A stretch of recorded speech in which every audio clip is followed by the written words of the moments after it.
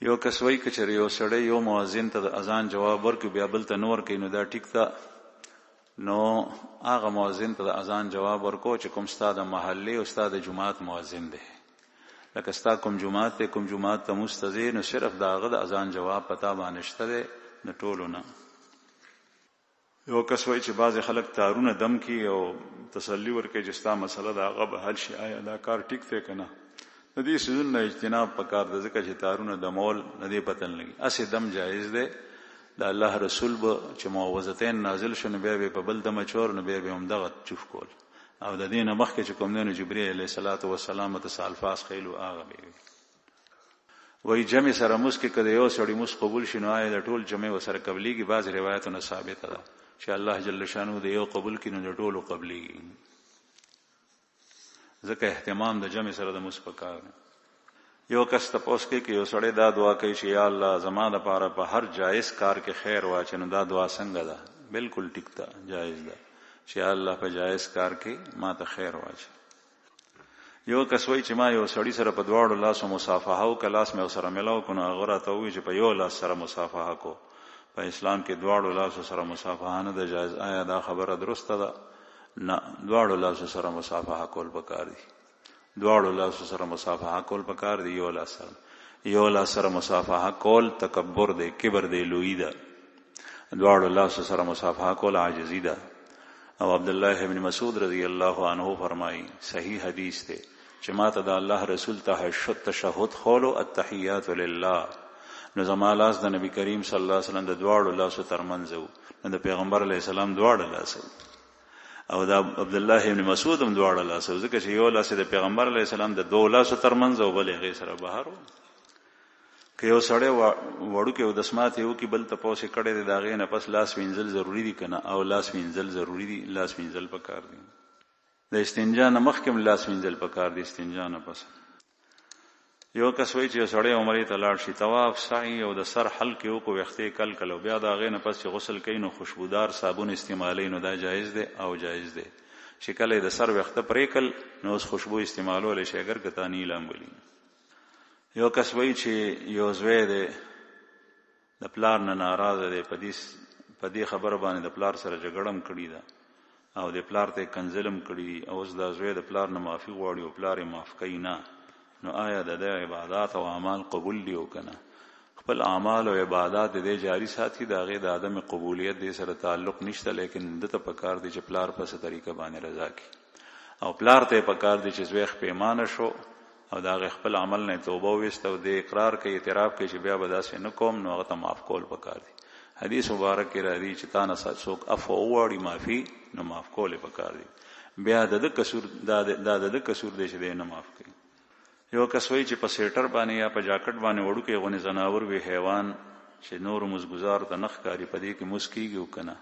او مس پې کېږي خو که د سا شی او واضحه وي هغه نو مکروه دی، کراهت دی. یو کس تپوس کړی چې د زنانو ویښته خرڅول دا څنګه دي؟ کوم چې زنانه سر منګزوي او منګزې سره پروزي، د زنانو ویښته خرڅول دا نه دي جایز. بني آدم انسان د ټول اجزا او اعضا او اندامونه دا معزز دي، نو د ده دا خرڅول ټیک نه دي، جایز نه دي.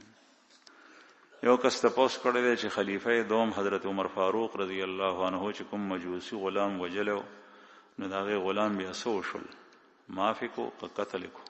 هغې غلام خپل ځان په خپله قتل کړی بیا چې څه وخت صحابه او مسلمانانو هغه قابو کولو. عبدالله ابن عباس وایي چې ما ته امیر المؤمنین ووایي، زه ورسره نږدې وم چې وګوره دا چا زه ووجلم، دا ووالم په خنجر باندې. وایي چې زه لاړم ما تپوس وکړو نو هغه 14 کسان وهلي و، نورم هغې کې بعضې مړو بعضې زخمیانو، او بیا په خپله یو کس په باندې برساتي واچوله. هغه زمانه کې داسې لباس و چې سر نه خپو پورې به سړی راګیر شو پکې لکه ترنګړ چې به سړي واچي، نو هغه یې به واچول نو په هغې کې چې ګیر شو نو هغه خپل ځان په خپله بیا قتل کو. نو مړ شوی دی، قتل شوی دی، خو د چا د لاسو نه په خپله ځان وژلی. یو کس وایي چې د عملیات علم جایز دی که نه؟ او که جایز دی نو تر څه حده پورې؟ عملیات دا جایز دی چې کله شرعي حدودو کې دن نه وي، او کچری شری حدود نه بار شي د شریعت خلاف ورزي وي نو بیا نه دی جایز. یو کس وی چې امام صاحب الله اکبر اونوي رکوع ته لاړو شاته مقتدیانو رکوع ونکا نو د مقتدیانو مز او شو کنه چې مقتدیانو رکوع ونکا نو دا غي مز نه شوی ځکه چې رکوع فرض ده او امام کچری تکبیر نی ویلې په زور باندې رکوع ته تللی او مقتدیان ورپسې تللی نو د ټولو مز شوی.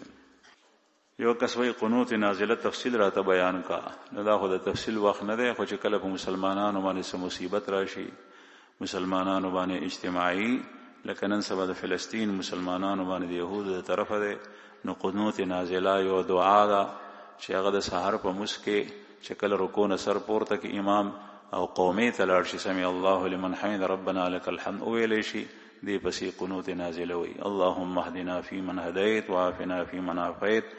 نن سبا ډېر ځایونو کې ویل کېږي دا ویل پکار دی کې دشمن ته بد دعاوي او د مسلمانانو لپاره دعاوي او د الله رسول دغه سي کړی دي. یو میاش پیغمبر علیه الصلاۃ والسلام او یا صحابه کرام یو طرف ته استولیو